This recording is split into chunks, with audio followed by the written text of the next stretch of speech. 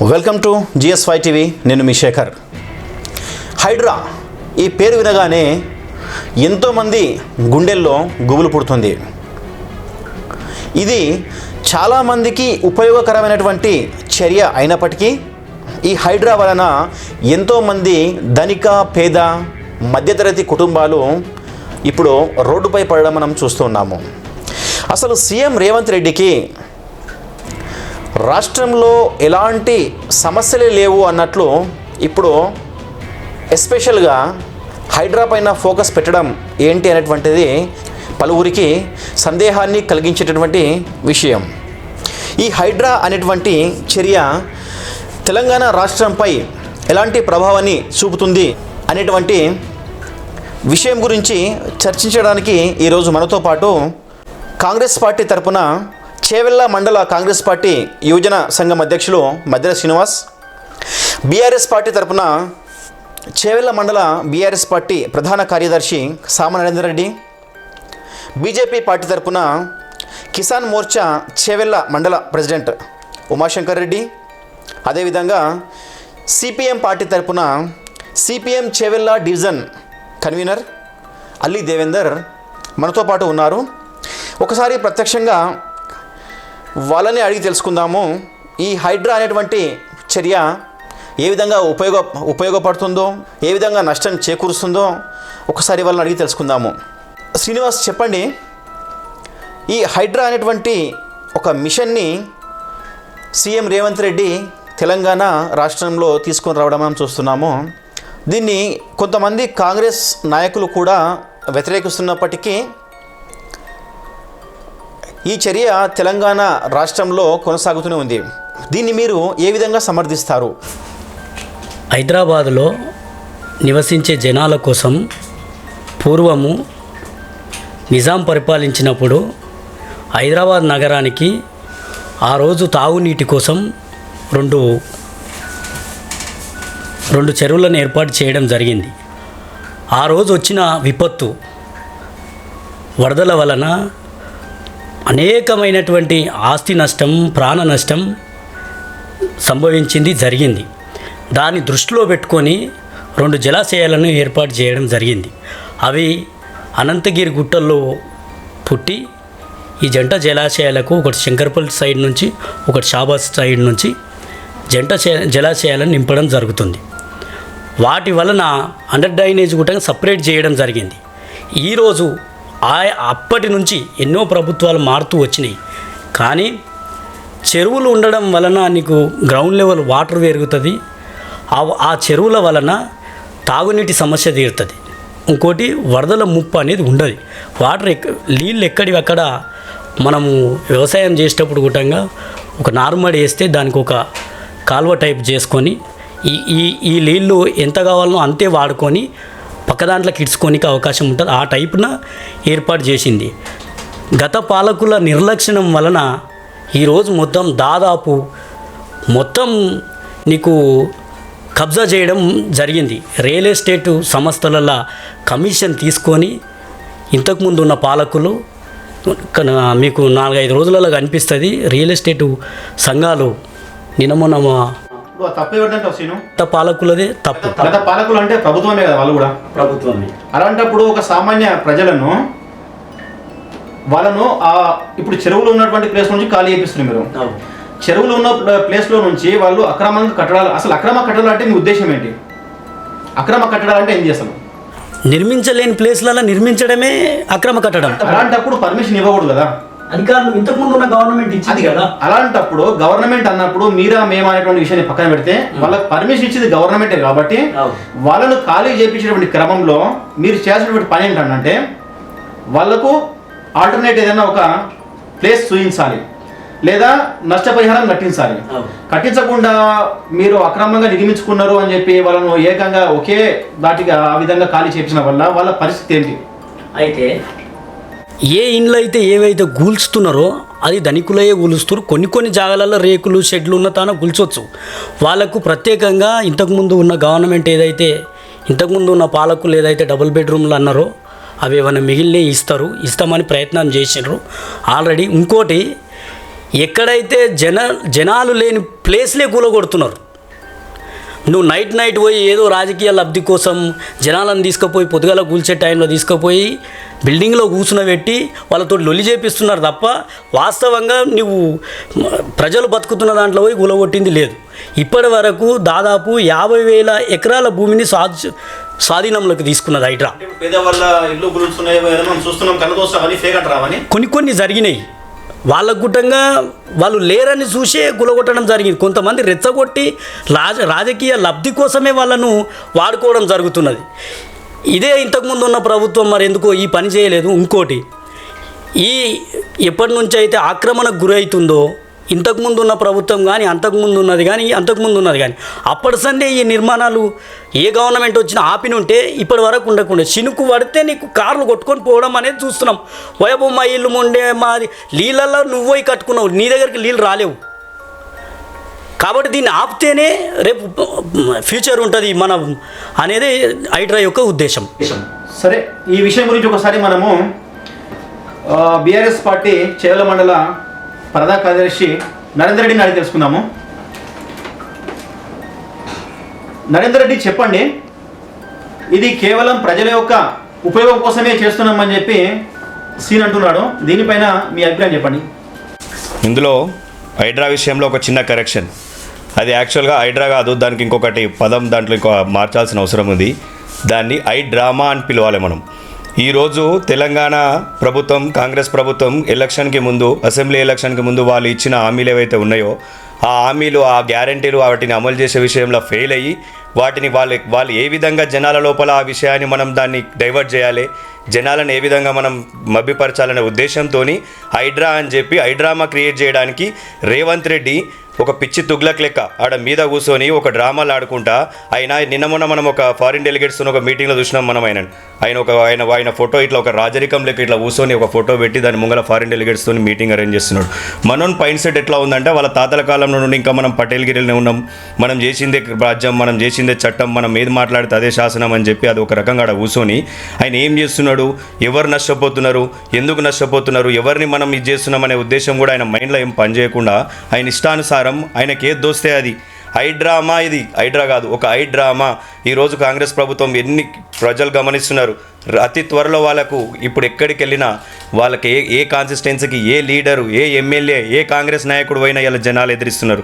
వీళ్ళు అంటున్నారు ఇలా కాంగ్రెస్ వాళ్ళు వీళ్ళు డ్రామా క్రియేట్ చేస్తున్నారు. డ్రామా మేము కాదు క్రియేట్ చేసేది, హైడ్రా పేరుతోని మీరు జనాలను మోసం చేసి మీరు హైడ్రా పేరుతోని ఇలా నిరుపేదలు ఎవందో ఒకరిద్దరు ధనికులను కూర్చేసినావు.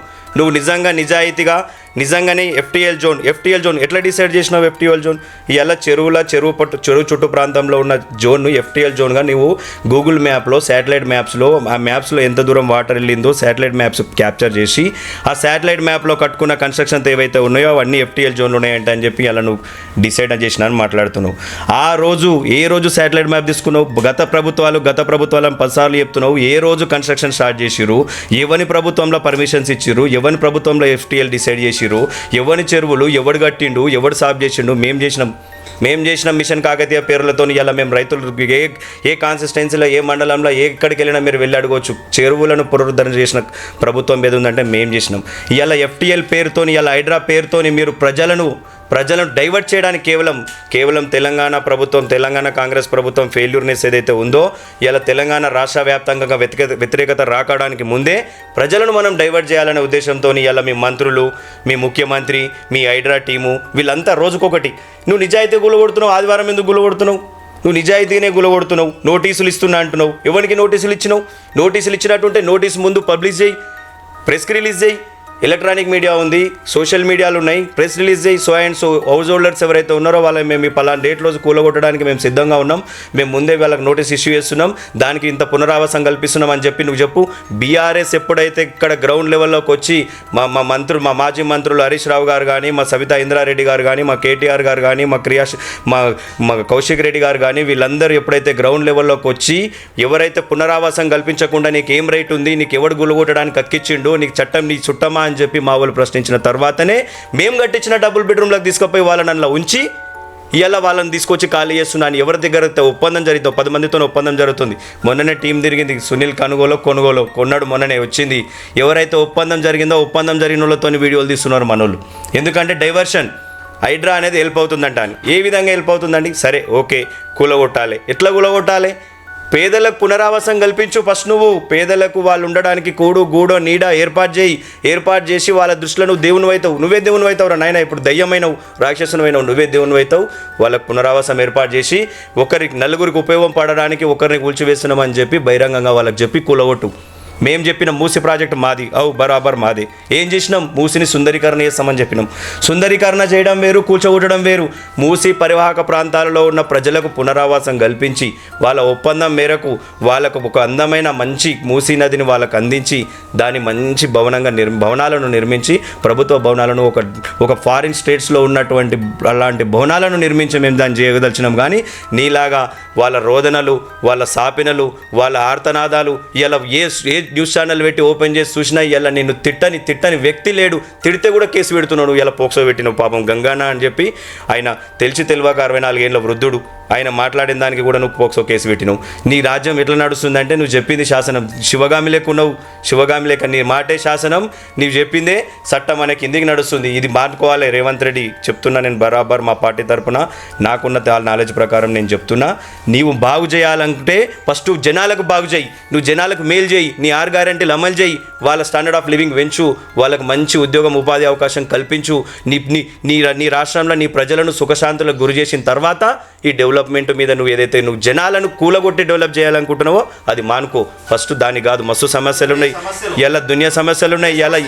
ఇలా ప్రభుత్వ ఆసుపత్రిలోకి వెళ్ళి చూడు నువ్వు. ఇలా ఎన్ని రోగాలు, వేల రోగాలు ప్రభుత్వ ఆసుపత్రిలో కానీ స్కూళ్ళల్లో, రెసిడెన్షియల్ స్కూళ్ళల్లో పిల్లలకు వాళ్ళు తినే ఫుడ్ పాయిజన్ అయ్యి వాళ్ళు పాయిజన్ వికసించి ఇవన్నీ డైవర్ట్ చేయడానికే. కేవలం ఇతర సమస్యల మీద ఎటువంటి ప్రతిపక్షం పోరాడకూడదు, ఇతర సమస్యల జోలికి జనాలు ఆలోచించకూడదు, రైతుల సమస్యలు ఎవరు అడగకూడదు అనే ఉద్దేశంతో టాపిక్ మొత్తం ఇలా మీడియా కానీ ఇలా రాజకీయ నాయకులు కానీ ప్రతిపక్ష నాయకులు కానీ ప్రతి ఒక్కరు ఇలా డైవర్ట్ కావాలని చెప్పి నీ డైవర్ట్ పాలిటిక్స్ చేస్తున్నావు. కానీ బీఆర్ఎస్ ఉన్నన్ని రోజులు తెలంగాణ ఒట్టిందే బీఆర్ఎస్ ఉన్నన్ని రోజులు నువ్వు తెలంగాణ ప్రజలను నువ్వేం చేయలేవు. తెలంగాణ ప్రజలతో పోరాడడానికి బీఆర్ఎస్ ఎప్పుడు సిద్ధంగా ఉంటుంది. మేమున్నాం, మా నాయకుడు ఇంకా సిద్ధంగా ఉన్నాడు. ఉద్యమం మరొక ఉద్యమం చేయడానికి రెడీగా ఉన్నది. ఉద్యమాన్ని నువ్వు తట్టుకోలేవు. ఖబర్దార్ రేవంత్ రెడ్డి, గుర్తుపెట్టుకో. దాని గురించి మనము వేరే ఇంకొక రోజు డిస్కస్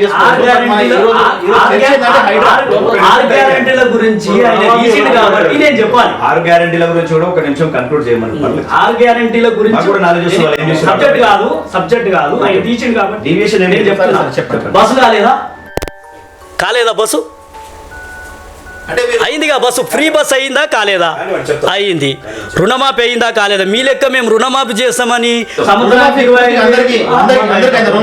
అయింది. ఏదో ప్రింటింగ్ మిస్టేక్ ఉన్నోళ్ళు, ఆధార్ కార్డు మిస్టేక్ ఉన్నోళ్ళు వాళ్ళకి మాత్రం కాలేదు. ఈ రోజు వాళ్ళకి ఆప్షన్ ఇచ్చిర్రు. మీ లెక్క మేము 25,000 మిత్తిపై కట్టేటట్టు చేయలేము కదా. రాజశేఖర రెడ్డి ఉన్నప్పుడు 2004 రుణమాఫీ చేస్తామని 1 టైం రుణమాఫీ చేసింది కాంగ్రెస్ పార్టీ. ఆ రోజు చేసినాం, ఈ రోజు చేసినాం. మీ లెక్క మాటలు చెప్పి మేము తప్పించుకుంటోళ్ళం కాదు. ఇంటికో ఉద్యోగం అని మేము తప్పించుకుంటోళ్ళం కాదు. సరే, ఇప్పుడు ఒకసారి దేవేందర్తో మాట్లాడదాము. దేవేందర్కి ఏంటి ఒకసారి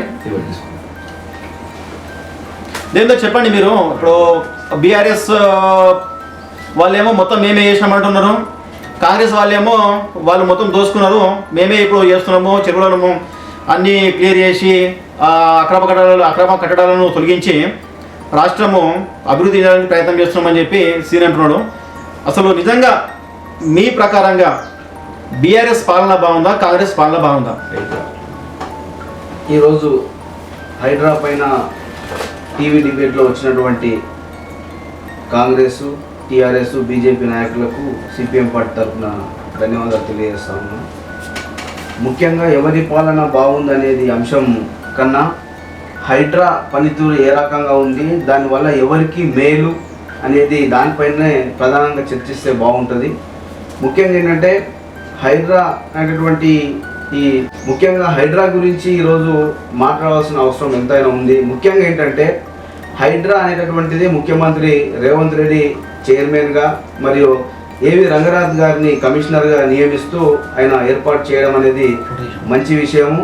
ముఖ్యంగా ఏంటంటే ఈరోజు మొయినాబాద్ కానీ తర్వాత శంకర్పల్లిలో ఏదైతే 111 జీవో పరిధిలో ఉన్నటువంటి అనేక అక్రమ కట్టడాలు కూడా ఈరోజు అనేక ఉన్నాయి. కాబట్టి 111 జీవోను కూడా హైడ్రా పరిధిలోకి తీసుకొచ్చి అక్కడ అన్నింటిని కూడా వాటిని కూడా మన మొత్తం అక్రమ కట్టడాలు అన్నీ కూడా కూల్చివేయాలని చెప్పని మేము ప్రభుత్వానికి విజ్ఞప్తి చేస్తూ ఉన్నాం.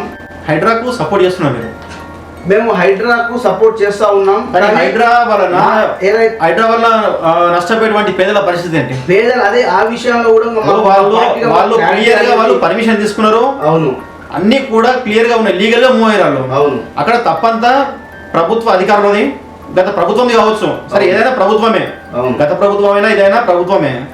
పర్మిషన్ క్యాన్సిల్ అయినాయి ఆల్రెడీ. మేము ముఖ్యంగా పర్మిషన్స్ అన్ని క్యాన్సిల్ అయినాకనే నోటీసులు ఇస్తున్నారు. మేము మాట్లాడేటప్పుడు ఒక్క నిమిషం దేవేందర్, ఒక్క నిమిషం ఏంటంటే అసలు యాక్చువల్లీ అక్రమ కట్టడాలు అంటే అర్థం ఏంటంటే ఎలాంటి పర్మిషన్ లేకుండా కట్టడం, అంతే కదా. వీళ్ళు అన్ని పర్మిషన్ తీసుకున్న తర్వాత అక్రమ కట్టడాలు ఎట్లయితే అవి? ఒక విషయం మీకు చెప్పదలుచుకున్నా, అక్రమ కట్టడాలు అంటే హైడ్రాకు సంబంధించి అన్ని రావు. ఏదైతే చెరువులు, నాలాలు, ప్రభుత్వ స్థలాలు, పార్కులు ఎవరైతే కబ్జాలు చేసారో అక్కడ అక్రమ కట్టడాలు కడితేనే అవి ఆ కట్టడాల పరిధిలోకి వస్తుంది. ముఖ్యంగా అంటే FTL, తర్వాత బఫర్ జోన్. FTL అంటే చెరువుకు సంబంధించి ఫుల్ ట్యాంక్ లెవెల్, అంటే చెరువు వర్షాకాలంలో వర్షం పడ్డప్పుడు ఎంతవరకు అయితే అలుగు వరకు వస్తుందో దాన్ని FTL పరిధి అంటారు. తర్వాత బఫర్ జోన్, వాటిని చాలామంది కూడా ఈరోజు కబ్జా చేసినటువంటి పరిస్థితి ఉన్నది. మేము ఒకటే విషయము మేము ప్రభుత్వానికి విజ్ఞప్తి చేసేది ఏంటంటే, ఎవరైతే పేదలు ఆ చెరువు చుట్టుపక్కల అనేక మంది పేదలు దాదాపు 20-30 సంవత్సరాల నుంచి ఉన్నటువంటి వాళ్ళను మీరు మానవతా దృక్పథంతో, హ్యుమానిటీ తోటి వాళ్ళకు ప్రత్యామ్నాయ ఏర్పాటు చేయాలి. ఏర్పాటు చేసి వాళ్ళకు డబుల్ బెడ్రూమ్ ఇల్లు కావచ్చు, అక్కడ ఉన్నటువంటి ప్రాపర్టీ వాల్యూ ప్రకారం మీరు వాళ్ళకి ఆదుకోవాల్సినటువంటి అవసరం ఉన్నది. కానీ అధికార పార్టీని అడ్డం పెట్టుకొని తర్వాత ప్రభుత్వ యంత్రాంగాన్ని మొత్తం కూడా మ్యానిపులేట్ చేసి ఎవరైతే అక్రమ నిర్మాణాలు చేపట్టారో, ఎలాంటి వారంటే ఇప్పుడు పల్లా రాజేశ్వర రెడ్డి గారు ఉన్నారు, ఆయన ముఖ్యమంత్రికి చాలా రైట్ హ్యాండ్ లెక్క ఉండి అనురాగ్ యూనివర్సిటీ అని చెప్పని మొత్తం ఏర్పాటు చేసి, తర్వాత మంత్రి మల్లారెడ్డి గారు, మాజీ మంత్రి మల్లారెడ్డి గారు మొత్తం చెరువులపైనే కబ్జాలు చేసి మన గుండ్లపోచంపల్లి ఆ ఏరియా అంతా కూడా కబ్జా చేసినటువంటి పరిస్థితి ఉన్నది. అలాంటి వాళ్ళని మాత్రం ఎట్టి పరిస్థితిలో కూడా ఉపేక్షించరాదని చెప్పని మేము CPM పార్టీగా ప్రభుత్వాన్ని డిమాండ్ చేస్తూ ఉన్నాం. కానీ ఇప్పుడు అలాగే మూసీ సుందరీకరణ పేరుతోటి అక్కడ పేదవాళ్ళ ఇళ్లను కూల్చేస్తామంటే మాత్రం CPM పార్టీగా మేము ఊరుకునే ప్రసక్తి ఉండదు. వాళ్ళకు ప్రత్యామ్నాయ మార్గాలు చూపెట్టాలి. కాబట్టి అలాంటి వాటికి మేము వ్యతిరేకిస్తున్నాం. కానీ హైడ్రా ఇంతే. ఉమాశంకర్, CPM పార్టీ హైడ్రాకు సహకరిస్తుంది, కానీ అక్కడ కూల్చివేయబడ్డటువంటి పేదవాళ్ళ ఇల్లు ఏవైతే ఉన్నాయో వాళ్ళకి న్యాయం జరగాలని చెప్పి ఆయన కోరుకుంటున్నాడు. మీరు చెప్పండి, ఈ హైడ్రా అటువంటి ఎంతవరకు కరెక్ట్? హైడ్రా అనేది పెద్ద డ్రామా ఇది రాష్ట్రంలో. రోడ్డు మీద ఒక్కొక్క మనిషికి ఒక కానూను, ఒక కుటుంబానికి ఒక కానూను, ఒక ఇన్స్టిట్యూట్ ఒక కానూను రాయలే. భారత రాజ్యాంగ నిర్మాత రాసిన వ్యక్తి ప్రతి ఒక్కరికి ప్రతి సమానమైన హక్కు. నువ్వు ఒక మనిషిని చంపి పాటు పెడితే నేరం కాదా? ఒక మనిషిని ఒక అకాడమీకి ఇలా దునియా బీటెక్ కాలేజీలు ఉన్నాయి, బీటెక్ కాలేజీలు పెట్టినాం.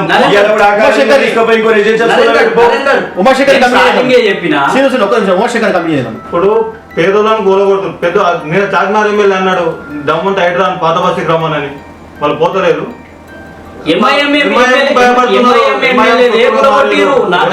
మా పార్టీ దానం నాగేందర్ది MIM ఎమ్మెల్యే ఏదో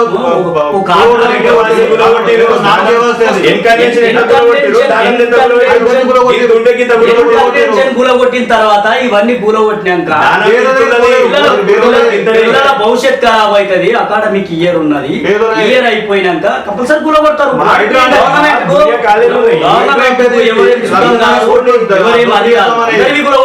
మా పార్టీలో కూలగొట్టినాక ఇంకా వేరే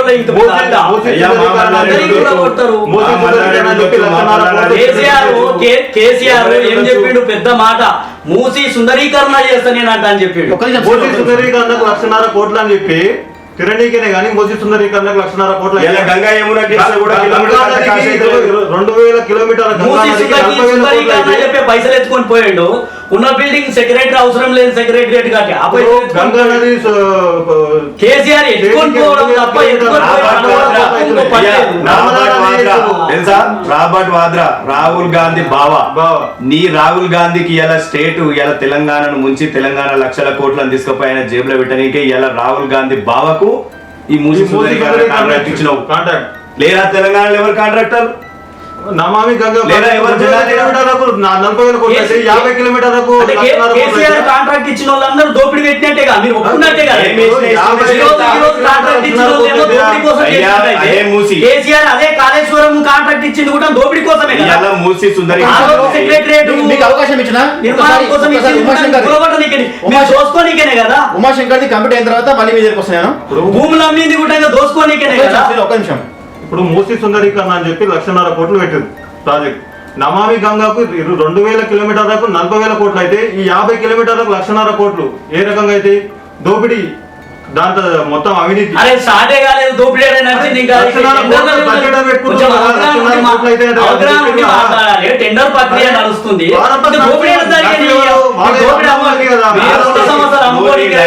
కాబట్టి మీకు 1,50,000 కోట్ల కాస్ట్ ఎస్టిమేషన్ ఎవరిచ్చిరా ఇయ్యలేరా? జనమే పుట్టించిరా? మీరు 1,50,000 తెచ్చింది ఎవరు? కేసీఆర్ కాదా? మేము తెచ్చినాం.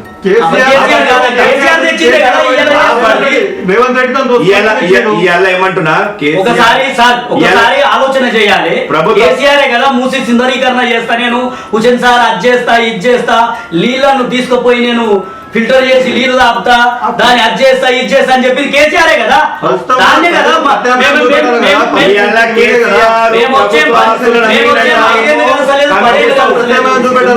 సంవత్సరం అవుతుంది. సంవత్సరం కాలంలో మేమేం చేస్తున్నాము? టెండర్ ప్రక్రియ మీరు చేసింది ఏం లేదు. మీరు దోపిడీ చేసింది అంత. ఒకటేసారి ఈరోజు నేను ఒకటి చెప్పగలుగుతా. రియల్ ఎస్టేట్ సంస్థలను గుప్పెట్లో పెట్టుకొని ఎక్కడెక్కడైతే చెరువులు ఉన్నాయో దుర్గం చెరువు ప్రాంతంలో మొత్తము కేటీఆర్ అనే వ్యక్తి డబ్బులు తిని వాళ్ళకి పర్మిషన్లు ఇచ్చి ఈ రోజు వాళ్ళకు సమాధానం చెప్పలేక ఏదో ఒక మాట మీద ఈ మీడియా ముంగలు వచ్చి వీళ్ళది ఒకటే ఇక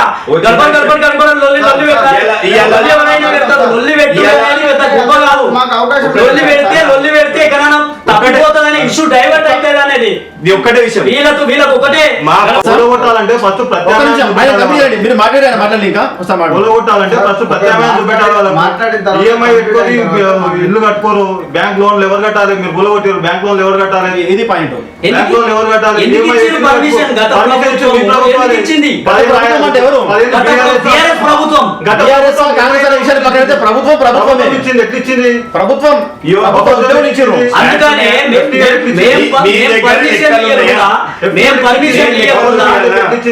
ఎవరి ప్రవలన ఎవరు ప్రభుత్వం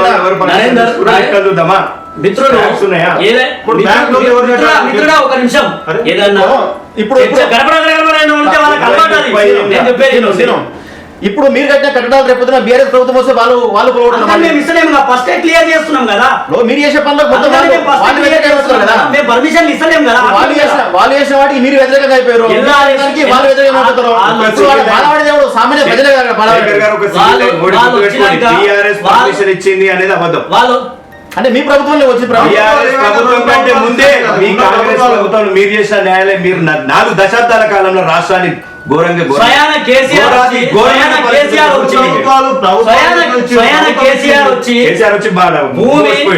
ఎంత కబ్జా చేయబడ్డది, ఎంత జరిగింది, ఎన్ని బిల్డింగ్లు గులగొట్టాలని స్వయం కేసీఆర్ చెప్పిండు. నేను చెప్పుడు కాదు, చెప్పిండు.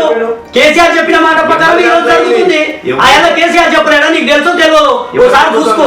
నీకు తెలుసో తెలియదు, కేసీఆర్ చెప్పిండు. ఎవరు ప్రభుత్వంలో పర్మిషన్ ఇచ్చినాయి? చెరువులన్నీ కబ్జా చేయబడింది. ఇవన్నీ క్లియర్ చేస్తేనే, నాలాలు గీలాలు అన్ని క్లియర్ చేస్తేనే వాటర్ ఎక్కడ పోవాలనో అక్కడ పోతేనే జనాలు ప్రశాంతంగా బతుకుతారని కేసీఆర్ చెప్పిండు.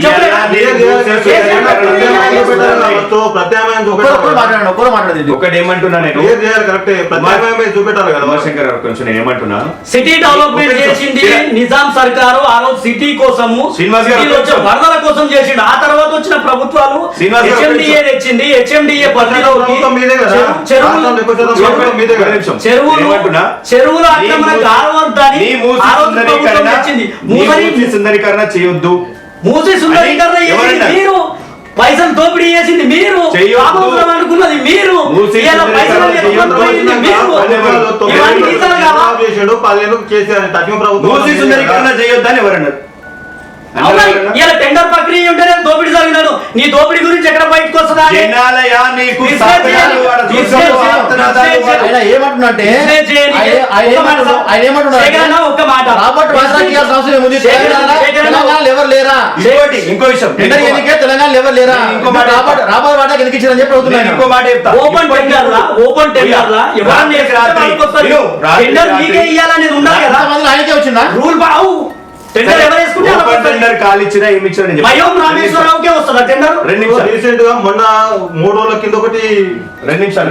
మయం రామేశ్వరరావుకే వస్తుందా టెండర్? శ్రీరాడు ఒక్క నిమిషం. నేను ఏమంటున్నా, ఇలా నువ్వు సుందరీకరణ చేసే మూసి కావచ్చు, నువ్వు ప్రక్షాళన చేసే ఈ ఫుల్ వాటర్ ట్యాంక్ లెవెల్ అయితే FTL కానీ బఫర్ జోన్లు కానీ నీ చెరువులు కానీ నీ సుందరీకరణ కానీ ఇవన్నీ ఉన్నాయి కదా. రాత్రికి రాత్రి అరచేతులు అద్భుతాలు చేద్దాం అనుకుంటున్నావా? తంత్ర మంత్రాలు ఇక వీళ్ళకి మేము సింగపూర్ చేస్తాం. అయ్యా, అయ్యా, దురా, బాధ మస్తు చెప్పలేము టైం ఉంది. మేమైతే. ఇవాళ రేపు మేము ఈ రోజు మేము వచ్చి సంవత్సరం ముందుగా అయితే లేదు. కూలగొట్టి ఇలా పేదలు మేము సార్ రాత్రికి రాత్రి సున్నాలేసి శేఖరన్న మేము వచ్చి సంవత్సరం అయితే లేదు. మేము సింగపూర్ చేస్తాము, థాయిలాండ్ చేస్తాము, ఇంకో ల్యాండ్ చేస్తాము అని చెప్తలేము. చెప్పి మేము పాపం కాదలేము. మిగులు బడ్జెట్ ఉన్న రాష్ట్రాన్ని ఇవాళ దివాలా తీసింది మీరు, దోపిడీ చేసింది మీరు. సమాధానం సాగునీటి ప్రతిపక్షం అంటే ప్రతిపక్ష నాయకుడు అంటే ప్రజలకు సమాధానం ఉండాలి. ప్రజల గొంతుగా ఇవి నిర్వహించాలి. ప్రజల గొంతుగా ఉన్నాం కాబట్టి ఇంకొకటి 2 నిమిషాలు. ఇంకోటి ఏమన్నాడు, దోసుకున్నారు. అవు మీరు మాట్లాడిన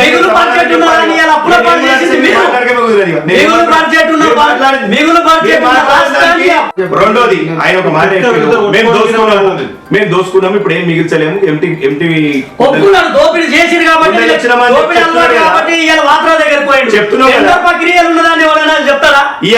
టెండర్ ప్రక్రియ ఇంకా 2,74,058 కోట్ల బడ్జెట్ ఎట్లా ప్రవేశపెట్టిన పని చేస్తలేదా? 2,74,058 కోట్ల బడ్జెట్ ఎక్కడ లక్షల కోట్ల రూపాయలు ఎడికెళ్ళి తెస్తాను చెప్పి హామీలు ఇచ్చినావు. ఏ రకంగా అధికారులు ఏం చేస్తున్నావు? ఏం ఇచ్చినావు? చేవేళ్ళ గుట్టకు ఈల కూర్చున్నామనే సమస్య కాదు. తెలంగాణ రాష్ట్రంలో ఏ ఒక్క రైతును అడుగు నువ్వు ఏమని హామీ ఇచ్చాడు? యాదగిరిగుట్ట నరసింహస్వామి మీద ఒట్టేసిండు, వేములవాడ రాజన్న మీద, భద్రాచలం రామయ్య మీద ఒట్టేసిండు, ఏడిపోతే ఆ దేవతల మీద ఒట్టేసి ఏం చెప్పినావు? 15 ఆగస్టు కల్లా నేను ప్రతి రైతుకు 2 లక్షల రూపాయలు రుణమాఫీ చేయకపోతే ఇక్కడ కేవలం మనము దేవతల మీద దేవుళ్ళ మీద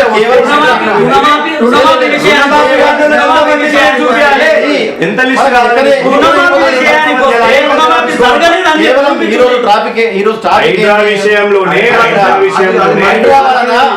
తెలంగాణ ప్రజలకు ఎలాంటి ప్రభావం హైడ్రా విషయంలో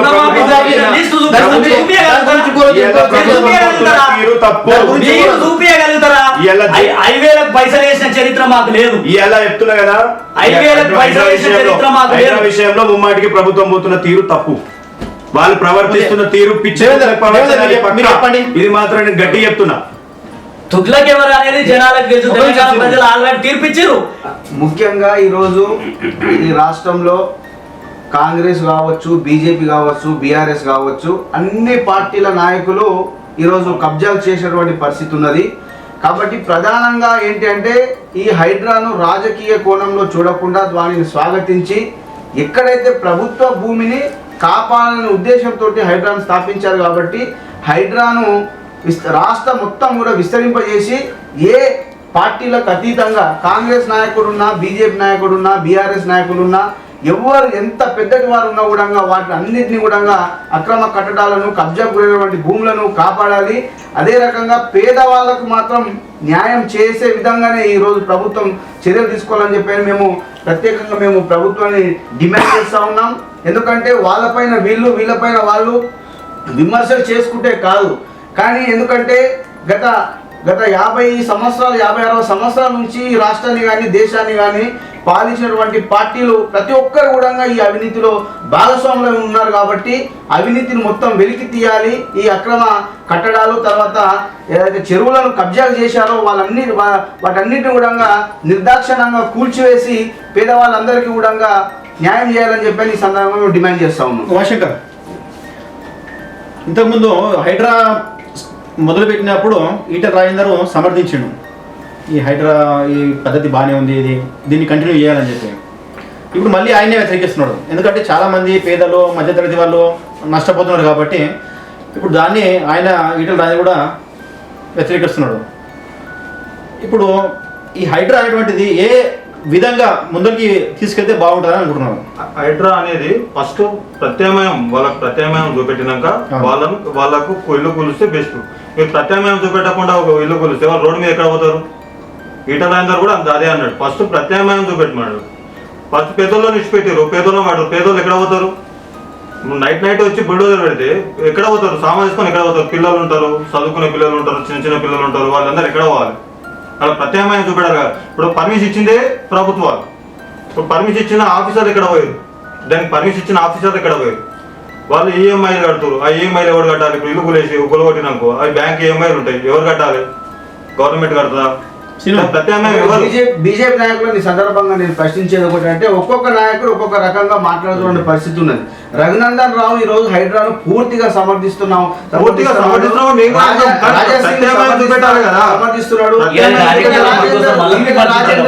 వ్యతిరేకిస్తున్నా అంటే వాళ్ళ పార్టీ స్పష్టమైనటువంటి వైఖరి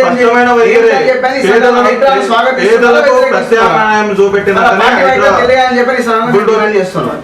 ప్రత్యామ్నాయం రఘునందన్ చెప్పినా, ఈటల రాజేందర్ చెప్పినా, ఇంకెవరు చెప్పినా ప్రత్యామ్నాయం పేదలను ప్రత్యామ్నాయం చూపెట్టినాక హైడ్రా అనేది నేను చర్చ ముందే చెప్పిన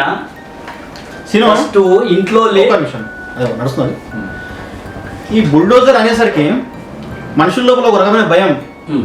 అంటే ఎవరైతే ఈ మీరు అన్నట్లు అక్రమ నిర్మాణాలు అంటున్నారో, అంటే వాళ్ళకు పర్మిషన్ ఉన్నప్పటికీ ఏవైతే ఈ పర్మిషన్ ఆల్రెడీ క్యాన్సిల్ అయింది, పర్మిషన్ ఆల్రెడీ క్యాన్సిల్ అయింది, బఫర్ జోన్ లో గాని ఉన్నటువంటి కొంచెం లోపల క్యాన్సిల్ అయిందా? పర్మిషన్లు క్యాన్సిల్ అయిన వాటికే నోటీసులు ఇవ్వడం జరిగింది.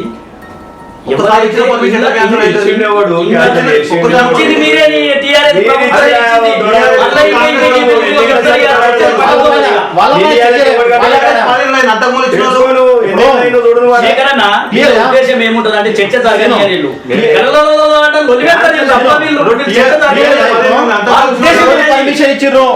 ఎవరు పర్మిషన్ ఏంటి అనేటువంటి క్లియర్ గా డాక్యుమెంట్ ఉంటాయి. సో వాళ్ళపై ఎలాంటి చర్య తీసుకుంటారు?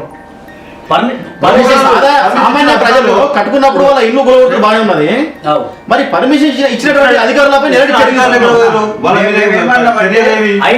గత ప్రభుత్వంలో ఏ అధికారులు అయితే పర్మిషన్ ఇచ్చిర్రో అధికారులందరినీ కూడా వాళ్ళ పైన కేసులు బుక్ చేసి డిమాండ్ కేసులు బుక్ చేసి ప్రస్తుత ప్రభుత్వం పైన ఎందుకు ఉన్నది?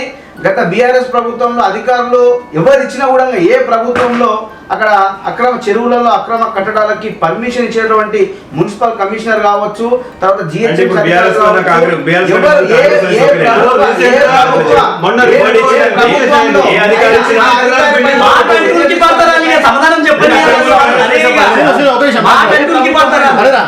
ఒక నిమిషం మీరు చెప్పండి, అలాంటి అధికారులపైన ఏమైనా చర్యలు తీసుకుంటున్నారా? లేదంటే ఆ అధికారులపైన చర్యలు తీసుకోవడమే కాకుండా ఈ నష్టపరిహారం ఏదైతే ఉందో వాళ్ళ దగ్గర నుంచి ఏమైనా ఇప్పించేటువంటి అవకాశాలు ఉన్నాయా? జరగబోతుంది అనుకుంటా. ఎవరైతే పర్మిషన్ ముఖ్యమంత్రి గారు సభా వేదిక మీద ఉండి చెప్పిండు, ఏం చెప్పిండు?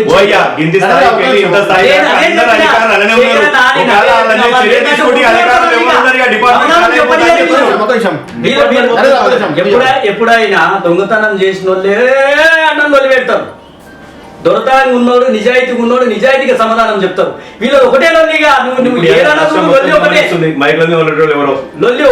రేవంత్ రెడ్డి మైకు ఇప్పుడు దాని రాష్ట్రం మొత్తం చూస్తున్నారు. ఆయన లొల్లికి, ఆయన వాయిస్ కు, ఆయన సౌండ్ కు, ఆయన మాటలకు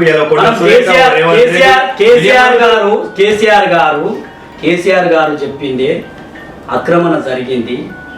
ఎప్పుడైతే బీఆర్ఎస్ ప్రభుత్వం ఉన్నప్పుడే వాళ్ళు అధికంగా వర్షాలు పడ్డప్పుడు నాళాలన్నీ పొంగి పొలిరినప్పుడు చెరువులన్నీ కబ్జాకు గురైనవి, ఫస్ట్ క్లియర్ చేయాలి. దాదాపు 800 చెరువులను అక్రమంగా బీదోలు గారు బడాబాబులు నీకు విల్లాలు చేసి అరే మీరేం మాట్లాడతారు రఘునందన్ రావు సూపర్ హైడ్రా అంట అని చెప్పి హైడ్రా సూపర్ అదే ఈటల రాజేందర్ చెప్పిండు అదే ఈటల రాజేయాల రాజకీయ లబ్ధి కోసం మళ్ళీ చెప్తారు సరే ఉండు నువ్వు చెప్పేది నువ్వు చెప్పు. వాస్తవానికి ఈటెల రాజేందర్ ఎప్పుడైతే గొప్పోళ్ళ ఇళ్లను కూల్చినప్పుడు నోటీసులు ఇచ్చినప్పుడు అప్పుడు మాత్రమే ఈటెల రాజేందర్ సమర్థించడం. ఎప్పుడైతే పేదోళ్ళ ఇల్లు గులవడం మీరు స్టార్ట్ చేసిరో అప్పుడు ఈయన వ్యతిరేకిస్తున్నాడు. ఎందుకంటే మీరు గొప్పోళ్ళ కంటే కూడా పేదోళ్ళ ఇల్లు ఎక్కువ కూలుస్తున్నారని చెప్పి ఆయన ఈరోజు ఈ హైడ్రాని వ్యతిరేకిస్తున్నాడు. గొప్పోళ్ళు అంటే మీ ఉద్దేశంగా దానం నాగేంద్ర గొప్పోడే కదా అందుకే ఇదే నేను చెప్తున్నా కదా వాళ్ళ గోప్కి అనేది ఉండదు వాళ్ళకు. దానం నాగేందర్ అనే వ్యక్తి గొప్పోడే కదా, ఆయన గులగొట్టింది వాస్తవమే కదా. ఎంఐఎం పార్టీ ఓ ఎమ్మెల్యే ఓ ఎమ్మెల్సీది గులగొట్టింది వాస్తవమే కదా. మరి ఇవి వాస్తవమైనప్పుడు నీకు ఎన్కన్వెన్షన్ గులగొట్టింది వాస్తవమే కదా. నీకు నోటీసులు ఇచ్చిర్రు నువ్వు నేను ఫస్టే చెప్పిన జనాలు లేని ఇండ్లు ఏవైతున్నాయో ఫస్ట్ ఐటమ్ గులగొడుతున్నాడు. ఐటమ్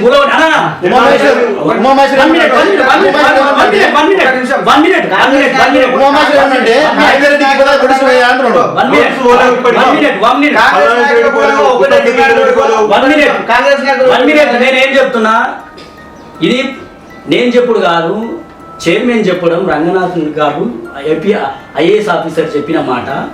ఆయన ఏం చెప్పిండు, ఇళ్ళలో జనాలు లేని ఇండ్లు ఫస్ట్ గులగొడుతున్నాము, తర్వాత నోటీసులు ఇచ్చి వాటిని కూడా గులగొడతాం మేము. ఏవైతే ఫాతిమా కాలేజ్ ఏదైతుందో ఎంఐఎం అసరుద్దీన్ ఓవైసీకి సంబంధించిన కాలేజ్ ఏదైతుందో దానికి కూటంగా అకాడమిక్ ఇయర్ పిల్లలు చదువుకుంటున్నారు, హాస్టల్స్ ఉంటాయి అందులో, వాళ్ళ చదువులు దెబ్బతింటాయంట అని వాళ్ళకు కొంచెం టైం ఇవ్వడం జరిగింది. దాని కూటంగా డెఫినెట్గా గులగొడతారు. ప్రభుత్వానికి ఎవరైనా అక్రమదారుడే, ప్రభుత్వానికి ఏం సుట్టం కాదు. ఎవరివైనా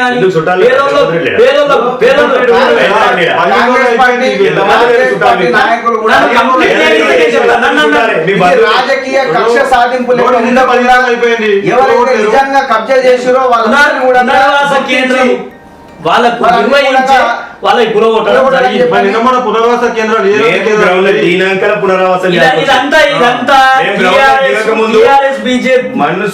వాళ్ళు చేస్తున్న నాటకం ఇది. ఎక్కడైతే ఈ రియల్ ఎస్టేట్ వాళ్ళు తన పైసలు తీసుకున్నారు, అమాయక ప్రజలకు పైసలు తీసుకొని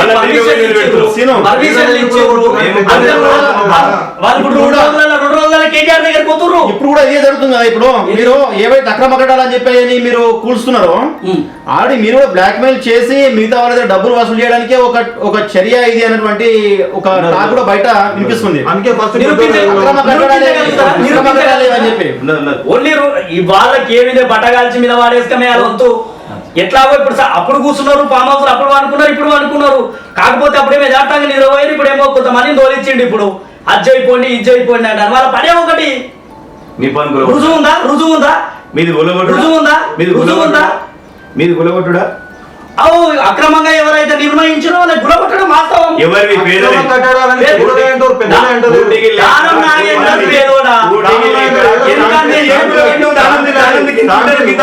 కన్వెన్షన్ అధినేత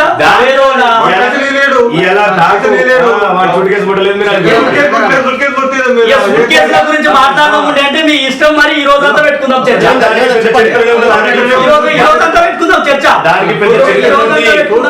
మాకు బ్యాగ్ చూస్తే పానం కూస్తుంది, మాకు చరిత్రలో ఉన్నది. దానికి బ్యాగ్ అంటే చాలు. ఇక బ్యాగ్ అంటే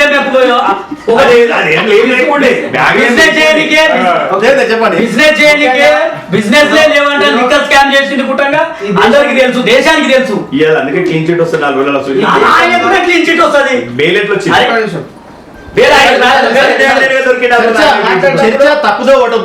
మాట్లాడద్దు. ఎప్పుడైనా నేను చెప్తున్నా వాళ్ళకు సంబంధం లేదు చెప్తారా మేము. ముఖ్యంగా ఏంటంటే హైదరాబాద్ అనేది ఈ దేశంలోనే లేక్ సిటీగా పేరున్నది. కొన్ని వేల చెరువులు హైదరాబాదు పట్టణంలో ఉన్నటువంటి చరిత్ర చరిత్ర చూస్తే అనే కొన్ని వేల చెరువులు ఉన్నాయి. కాబట్టి ముఖ్యంగా ఎక్కడైతే చెరువులు ఇప్పుడు రియల్ ఎస్టేట్ అంతా విపరీతంగా వ్యాపారం పెరిగిపోయి తర్వాత భూములకు ధరలు బాగా పెరిగేసరికి ఎవరైతే బడాబాబులు ఉన్నారో అనేక చెరువులను కూడా ఈరోజు కబ్జా చేసినటువంటి పరిస్థితి ఉన్నది. కాబట్టి ఈ రియల్ ఎస్టేట్ బాగా పెరగడం వల్ల హైదరాబాద్లో ఉన్నటువంటి చెరువులను అనేక మంది కబ్జాలు చేసి వాటి పక్కనే కూడా అనేక నిర్మాణాలు, అపార్ట్మెంట్స్, విల్లాస్ నిర్మించి వాటి నుంచి సేవేజ్ వాటర్ అంతా కూడా ఇక్కడ గండిపేట చెరువు కానీ హిమాయత్ సాగర్ చెరువులో కూడా వదులుతున్నటువంటి పరిస్థితి ఉన్నది. కానీ కాంగ్రెస్ ప్రభుత్వం ఏదైతే హైడ్రా పేరుతో చేసినటువంటి దానిని ఆ కూల్చడం అక్కడనే కాకుండా మొత్తం చెరువు పాత రకంగా ఏ రకంగా అయితే చెరువు ఉండేనో దానికి ఒక రూపాన్ని కూడా ఆ రకంగా అందించి ఎవ్వరు ఆక్రమించినా కూడా దాన్ని ఉపేక్షించొద్దని చెప్పని ఈ సందర్భంగా మేము ప్రభుత్వానికి విజ్ఞప్తి చేస్తున్నాం. సమయం మించిపోయింది. ఫైనల్ గా ఒకసారి ఉమాశంకర్తో మాట్లాడి ఈ చర్చను ముగించేద్దాం. నాకు స్టార్ట్ వచ్చింది లాస్ట్ లో కానీ సరే మీకు అవకాశం ఇస్తాను, చెప్పండి. సరిపోదు ఇంకో చర్చ మీద మనం ఇంకోసారి ఈ హైడ్రా గురించి మాత్రం ఇది లాస్ట్ గా ఇంకోటి పథకాల మీద లాస్ట్ ఒకటి తొందరగా నిమిషాలు అయిపోవాలి. ప్రత్యామ్నాయం చూపెట్టి వాళ్ళకు పక్క ఇచ్చినాక వీళ్ళను హైడ్రా అనేది దాన్ని బుల్డోజర్ పంపారు. నర్మదా నది ఇంతకు మధ్యప్రదేశ్లో నర్మదా నది ప్రక్షాళన మూసి సుందరీకరణ చేశారు. దాని ప్రత్యామ్నాయం చూసి 3 సంవత్సరాలు పట్టింది. అనుకోగానే బుల్డోజర్ పెట్టలేరు. వాళ్ళ ప్రత్యామ్నాయం చూపెట్టి బుల్డోజర్ గురించి ఏం చెప్తారా? యూపీలో మనం చూడలేము.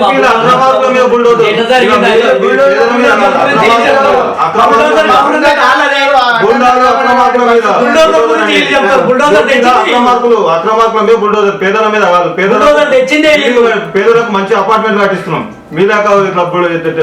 ఇందిరమ్మ ఇల్లు ఇచ్చింది కాంగ్రెస్ ప్రభుత్వం. 3 కోట్ల ఇల్లు ఇచ్చినాం దేశంలో. 3 కోట్ల ఇల్లు నిరుపేదలకు భూమి వచ్చింది కాంగ్రెస్ ప్రభుత్వం. 3 కోట్ల ఇల్లు ఇచ్చినాం. తెలంగాణ కూడా ఇచ్చినాం.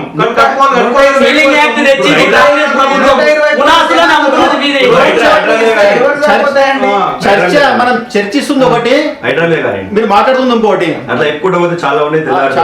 మనం వేరే చర్చ మళ్ళీ పెడదాము. ప్రజెంట్ అయితే హైడ్రా గురించి ఫస్ట్ పెద్దలు గుగ్గులు కొట్టినాక పేదోళ్ళు తీరుకోవాలి. పేదోళ్ళకు కూడా ప్రత్యామ్నాయం పోవాలి. చెప్పండి ఫైనల్ గా మీరు ఏం చెప్పాలనుకుంటారు? ఒక నిమిషం. ముఖ్యంగా హైడ్రా విషయంలో ఫస్ట్ నేను కాంగ్రెస్ నాయకులకు ఒక విధంగా మరొకసారి చెప్తున్నా. సరే, బీఆర్ఎస్ ప్రభుత్వం కావాలని చేస్తుంది. బీఆర్ఎస్ ప్రభుత్వం ఏ విధంగా ప్రజలను రెచ్చగొట్టి ఈ విధంగా ప్రజలతో వీడియోలు క్రియేట్ చేసి అది చేసి ఇది చేస్తుందని చెప్పి మన మిత్రుడు చెప్తున్నాడు. ప్రభుత్వం కాదు, మీ పార్టీ రాష్ట్ర కార్యదర్శి, మీ మాజీ ఎంపీ మదియాష్కి గౌడ్ ఇలా నీ బుల్డోజర్ వస్తే మీ ముందు నేను నిలబడతాను, నేనుంటా. ఇది గమనించాలి. ఒక విషయం ఇది గమనించాలి, ప్రజలు గమనించాలి, మన మిత్రుడు గమనించాలి. ఇలా తెలంగాణలో ఉన్న కాంగ్రెస్ నాయకులు కూడా గమనించాలి. ఇలా బయట పోయి ఏడ కూర్చున్నా ఏడ నిలబడ్డా ఇదే టాపిక్ నడుస్తూ ఉంది. హైడ్రా విషయంలో జగ్గారెడ్డి గారు కానీ మీ పార్టీ ప్రధాన కార్యదర్శి గారు ఉన్నారు. ఇలా మీకు స్వయాన మీ ముఖ్యమంత్రి మీ ఏఐసిసి కూడా పిలిచి ఇట్లా మెట్టికాయలు వేసిన అనే విషయం కూడా ఇలా బయట టాక్ ఉంది. అదేం నిజమో మాకు తెలియదు. మీరు మళ్ళొకసారి మీ ఆత్మపరిశీలన చేసుకోవాలి. మనం ఏం చేస్తున్నాం, ఎవరి కోసం చేస్తున్నాం, ఎవరిని ఇబ్బంది పెడుతున్నాం. నిజంగా నిరుపేదలకి మనం న్యాయం జరిగేదేనా?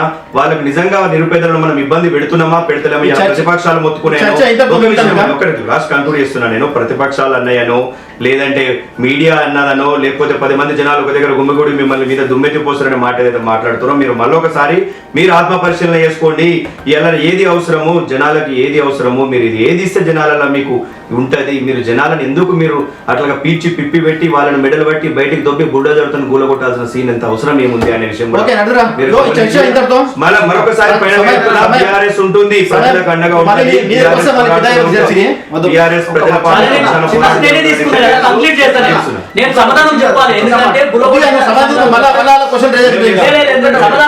ఒక మాట, ఈరోజు మూసీ సుందరీకరణ పేరుతోటి హైడ్రా పేద ప్రజల జోలికి వస్తే మాత్రం సిపిఎం పార్టీ చాలా తీవ్రంగా వ్యతిరేకిస్తుంది. కాబట్టి వాళ్ళకు ప్రత్యామ్నాయ మార్గాలు చూపిన తర్వాతనే వాళ్ళకి జోలికి వస్తే బాగుంటుందని చెప్పని ఈ సందర్భంగా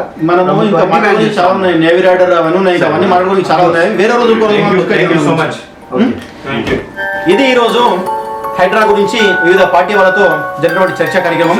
తదుపరి మరొక చర్చతో మీ ముందుకు వస్తాం. అంతవరకు సెలవు.